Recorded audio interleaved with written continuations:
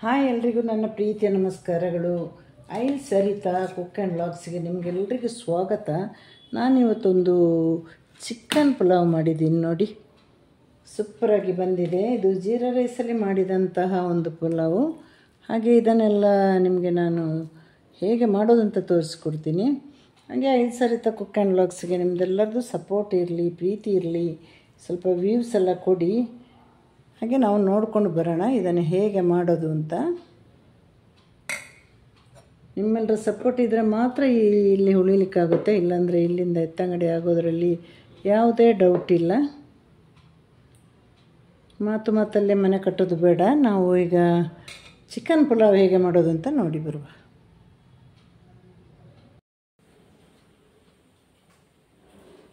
ಈಗ ಇದನ್ನು ನೀರು ಹಾಕಿ ಮುಚ್ಚಿಡೋಣ. ಇಲ್ಲಿ ನಾನು ತೊಳೆದಿರುವ ಜೀರಾ ಅಕ್ಕಿನ ಬಸಿದಿಟ್ಟಿದ್ದೀನಿ. ಇವಾಗ ಇದರಲ್ಲಿ ನೀರು ಇರಬಾರ್ದು, ಹಾಗಾಗಿ ಇದನ್ನು ಬಸಿದಿಟ್ಟೆ. ನಾನಿವತ್ತು ಸ್ಟೀಲ್ ಚಿಕ್ಕ ಕಡಾಯಿ ತಗೊಂಡಿದ್ದೇನೆ. ಸ್ಟೀಲಲ್ಲೇ ಮಾಡೋಣ, ಸ್ವಲ್ಪ ಮಾಡೋದಲ್ವಾ, ಹಾಗಾಗಿ ಸ್ಟೀಲಲ್ಲೇ ಮಾಡೋಣ ಅಂತ.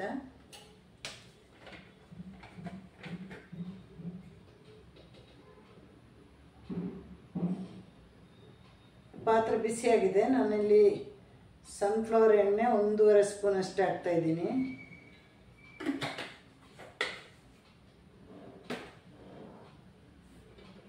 ಇದನ್ನು ಹೀಗೆ ಹರಡ್ಕೊಳ್ಬೇಕು.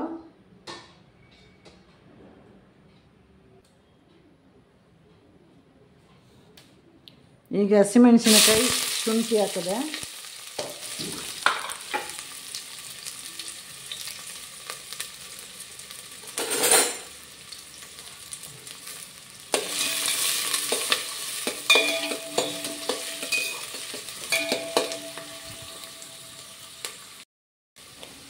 ಈಗ 1 ಸ್ಪೂನಷ್ಟು ಶುಂಠಿ ಬೆಳ್ಳುಳ್ಳಿ ಪೇಸ್ಟ್ ಹಾಕ್ತಾಯಿದ್ದೀನಿ. ಇದರ ಹಸಿ ವಾಸನೆ ಹೋಗೋ ತನಕ ಇದನ್ನು ಹುರ್ಕೊಳ್ಬೇಕು. ಮೀಡಿಯಮ್ ಫ್ಲೇಮಲ್ಲಿ ಇಟ್ಕೊಳ್ಬೇಕಂದ್ರೆ, ಇಲ್ಲಾಂದರೆ ಸೀದು ಹೋಗ್ಬೋದು.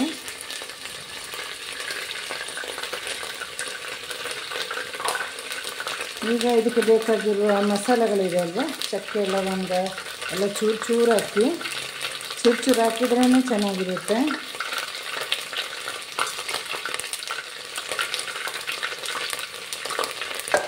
ಎರಡು ಏಲಕ್ಕಿ, ಬಿರಿಯಾನಿ ಹೂವು,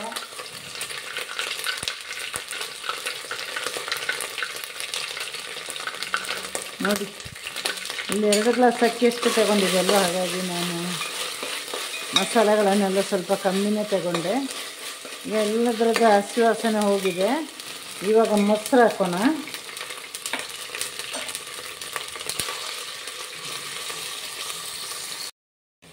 ಮಿಕ್ಕಿದ ಮಸಾಲೆಗಳನ್ನೆಲ್ಲ ನಾನು ಚಿಕನ್ ಬೇಯುವಾಗ ಹಾಕ್ತೀನಿ. ಇವಾಗ ನೀರು ಹಾಕ್ತಾಯಿದ್ದೀನಿ ನೋಡಿ. 2.5 ಗ್ಲಾಸ್ ಅಕ್ಕಿ ತಗೊಂಡಿದ್ದೀನಿ. ನೀರು ಕಮ್ಮಿ ಹಾಕಬೇಕು. ನಾನು ಇಲ್ಲಿ 3.5 ಅಷ್ಟು ತಗೊಂಡೆ, ಯಾಕಂದರೆ ಇದು ಅರ್ಧ ಬೇಯಿಸಬೇಕು, ಅಥವಾ ಒಂದು 60% ಅಷ್ಟೇ ಅನ್ನ ಬೇಯಿಸಬೇಕು.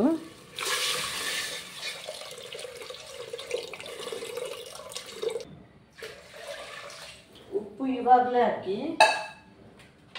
ನನಗೆ ಉಪ್ಪು ಕೈಯಲ್ಲಿ ಹಾಕಿ ಅಭ್ಯಾಸ, ಹಾಗಾಗಿ ನಾನು ಉಪ್ಪನ್ನ ಕೈಯಲ್ಲಿ ಹಾಕ್ತಾಯಿದ್ದೀನಿ, ಇಲ್ಲಾಂದರೆ ನನಗೆ ಅಳತೆ ಸರಿಯಾಗೋದಿಲ್ಲ. ಈಗ ಉಪ್ಪು ಹಾಕಿದೆ. ಈಗ ಕುದಿಲಿಕ್ಕೆ ಬಿಡಬೇಕು.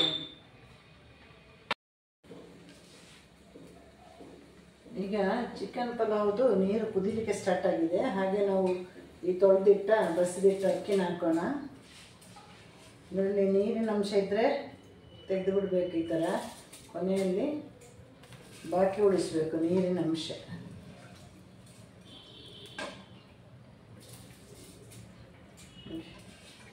ಇವಾಗ ಸಿಮ್ಮಲ್ಲಿಟ್ಟು ಬೇಯಿಸಬೇಕು. ಒಂದು 50 to 60% ಅಕ್ಕಿನ ಬೇಯಿಸಿದರೆ ಸಾಕು. ಆಲ್ರೆಡಿ ನಾವು ಇದಕ್ಕೆ ಬೇಕಾಗಿರೋ ಉಪ್ಪು ಹಾಕಿದ್ದೀವಿ. ಇನ್ನು ನಾವು ಚಿಕನ್ ಬೇಯಿಸಿದರೆ ಚಟ್ಪಟ್ ಅಂತ ಇರುತ್ತೆ.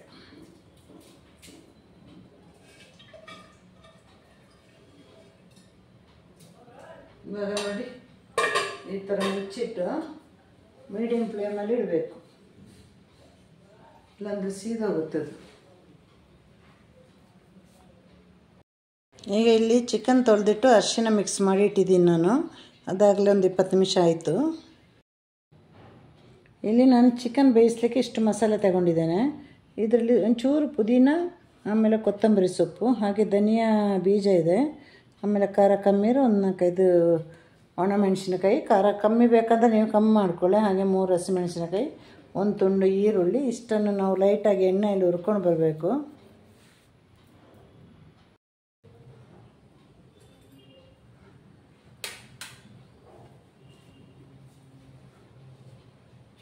ಇದೆಲ್ಲವನ್ನು ಕೂಡ ಲೈಟಾಗಿ ಹುರ್ಕೊಳ್ಳೋಣ.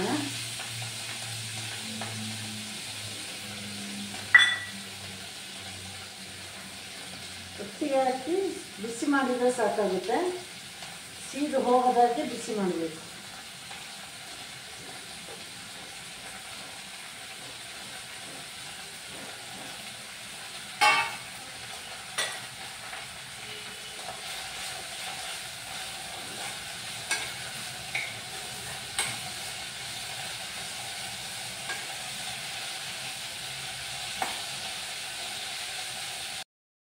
ಕೊನೆಯಲ್ಲಿ ಬಿಸಿ ಪಾತ್ರೆಗೆ 4 ಕಾಳು ಮೆಣಸು ಹಾಕಿ, ಪೆಪ್ಪರ್. ಇವಾಗ ಇದನ್ನು ನೀರು ಹಾಕ್ಕೊಂಡು ರುಬ್ಕೊಂಡು ಬರಬೇಕು. ಈಗ ಚಿಕನ್ ಬೇಯಲಿಕ್ಕಿರುವ ಮಸಾಲೆಯನ್ನು ಕೂಡ ರುಬ್ಬಿದ್ದಾಯಿತು.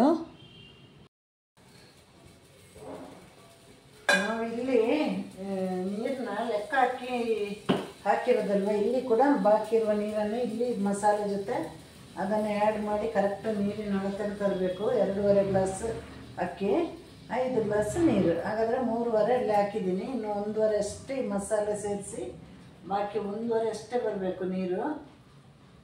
ಈಗ ಇದನ್ನು ಚಿಕನ್ ಸ್ವಲ್ಪ ಉಪ್ಪು ಹಾಕಿ ಫ್ರೈ ಮಾಡಿ ಆಮೇಲೆ ನಮ್ಮ ಮಸಾಲೆಯನ್ನು ಸೇರಿಸಬೇಕು. ಈ ಮಸಾಲೆ ಒಳಗಡೆ ಬಂದು 1.5 ಗ್ಲಾಸ್ ಅಷ್ಟು ನೀರು ಇರಬೇಕು. ಆವಾಗ ನಮ್ಮ ಲೆಕ್ಕ ಕರೆಕ್ಟ್ ಆಗುತ್ತೆ. 2.5 ಗ್ಲಾಸ್ ಅಕ್ಕಿ, 5 ಗ್ಲಾಸ್ ನೀರು. ಕೆಲವರೆಲ್ಲ ಒಟ್ಟಿಗೆ ಹಾಕ್ತಾರೆ, ಅದನ್ನು ನಾನು ಸೆಪ್ರೇಟಾಗಿ ಮಾಡ್ತೀನಿ. ಯಾವುದೇ ವೆಜ್ ಪಲಾವ್ ಆಗಲಿ ಚೆನ್ನಾಗಿರುತ್ತೆ. ಈಗ ಚಿಕನ್ನ ಸ್ವಲ್ಪ ಬೇಯಿಸೋಣ, ಉಪ್ಪು ಹಾಕಿ ಒಂದು 5 ನಿಮಿಷ ಅಷ್ಟೇ ಬೇಯಿಸೋಣ.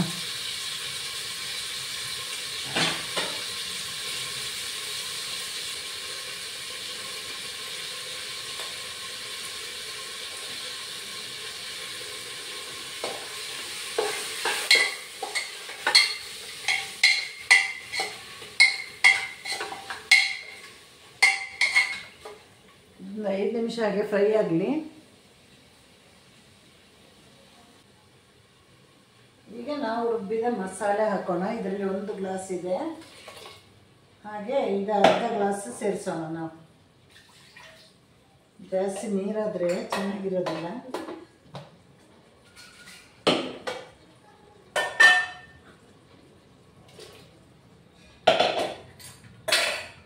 ಇವಾಗ 3-4 ವಿಸಿಲಿಗೆ ಇದನ್ನು ಬೇಯಿಸಿದ್ರೆ ಆಯಿತು.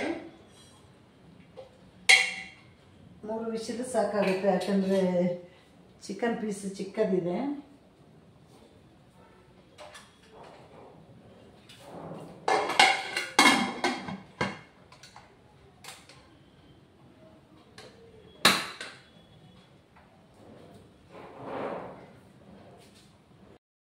ಈಗ ಅನ್ನ ನೋಡಿ ನಮ್ಮದು ಎಷ್ಟು ಸೂಪರಾಗಿದೆ ನೋಡಿ. ಕರೆಕ್ಟ್ 60% ಅಷ್ಟು ಬೆಂದಿದೆ. ಈಗ ಸ್ಟವ್ ಆಫ್ ಮಾಡಿ ಮುಚ್ಚಳ ತೆರೆದಿಡಬೇಕು. ಇನ್ನು ನಮ್ಮ ಚಿಕನ್ ಆದಮೇಲೆ ಇದರ ಜೊತೆ ಹಾಕಬೇಕು ನಾವು. ಫುಲ್ಲು ಬೇಯುವಾಗಿಲ್ಲ ನೋಡಿ, ಕರೆಕ್ಟ್ ಬೆಂದಿದೆ ಇವಾಗ.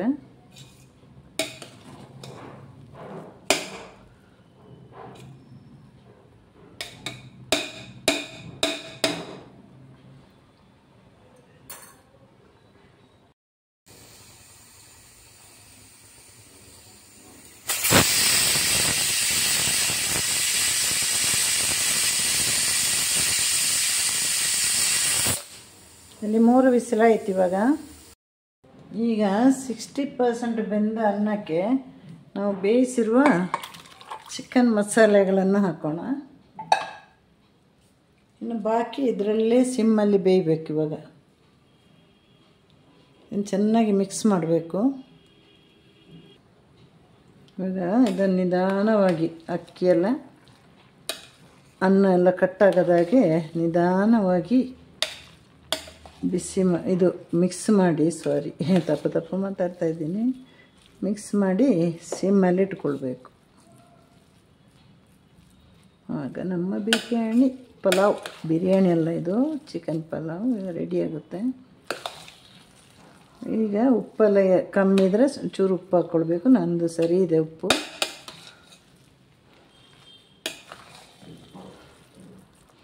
ಸ್ಟೀಲ್ ಪಾತ್ರೆಯಲ್ಲಿ ಅಡುಗೆ ಮಾಡುವಾಗ ಪಕ್ಕದಲ್ಲೇ ನಿಂತಿರಬೇಕು ನೋಡಿ. ಇವಾಗ ಹೀಗೆ ಒಂದು 5 ನಿಮಿಷ ಹೀಗೆ ಬೇಯಲಿ.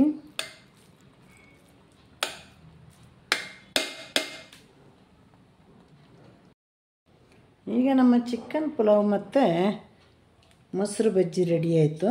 ಈಗ ಅದಕ್ಕೆ ಮೊಸರು ಬೇಕಾದಷ್ಟು ಮೊಸರು ಹಾಕಿ ಒಂಚೂರು ಉಪ್ಪು ಹಾಕೋಣ. ಆಲ್ರೆಡಿ ನಾನು ಇಲ್ಲಿ ಸೌತೆಕಾಯಿಗೆ ಉಪ್ಪು ಹಾಕಿದ್ದೀನಿ. ಹಾಗೆ ನನ್ನ ಈ ಒಂದು ಬಡ ಚಾನಲಿಗೆ ಎಲ್ಲರ ಸಪೋರ್ಟ್ ಇರಲಿ. ನಾನು ನಿಜವಾಗ್ಲೂ ಏನೂ ಗೊತ್ತಿಲ್ಲದವಳು ಇದರ ಬಗ್ಗೆ. ನಿನ್ನೆ ಯಾರೋ ಭಯಂಕರವಾಗಿ ನನ್ನ ಒಂದು ಚಾನಲ್ನ ಇನ್ಸಲ್ಟ್ ಮಾಡಿದರು. ಬೇರೆಯವರಾದರೂ ಇವತ್ತಿಗೆ ಚಾನಲ್ನ ಸ್ಟಾಪ್ ಮಾಡ್ತಾಯಿದ್ರು. ಆ ರೀತಿಯಲ್ಲಿ ಇನ್ಸಲ್ಟ್ ಮಾಡಿದರು. ಯಾಕಂದ್ರೆ ನಾನು ಕೇಳಿದವ್ರ ಹತ್ರ ಸೆಟ್ಟಿಂಗ್ಸ್ ಎಲ್ಲ ಏನಾದರೂ ಸರಿ ಮಾಡಿಕೊಟ್ರೆ ನನಗೆ ವ್ಯೂಸ್ ಸಿಗ್ಬೋದಂತ ನನ್ನ ಚಾನಲ್ನ ಚೆಕ್ ಮಾಡಿ ಬಹಳವಾಗಿ ಇನ್ಸಲ್ಟ್ ಮಾಡಿದರು. ಅದೊಂದೆಲ್ಲೋ ನನ್ನ ಹೃದಯದಲ್ಲಿ ಹಾಗೆ ಕಲೆ ಉಳಿಯಿತು. ಪರವಾಗಿಲ್ಲ, ಬೇಸರ ಇಲ್ಲ. ನಾವೇನೋ ನೇರವಾಗಿ ಆಚೆ ನೋಡಿದ ಮನುಷ್ಯರಲ್ಲ. ಆದರೂ ಇರಲಿ, ಇವತ್ತಲ್ಲ ನಾಳೆ ಒಳ್ಳೆ ದಿನ ಇರ್ಬೋದು ಅಂತ ನಾನು ತಿಳ್ಕೊಂಡಿದ್ದೀನಿ. ಹಾಗೆ ನಿಮ್ಮೆಲ್ಲರ ಸಪೋರ್ಟು ಸಹಕಾರ ಇರಲಿ. ಎಲ್ರಿಗೂ ಟಾಟಾ, ಬಾಯ್.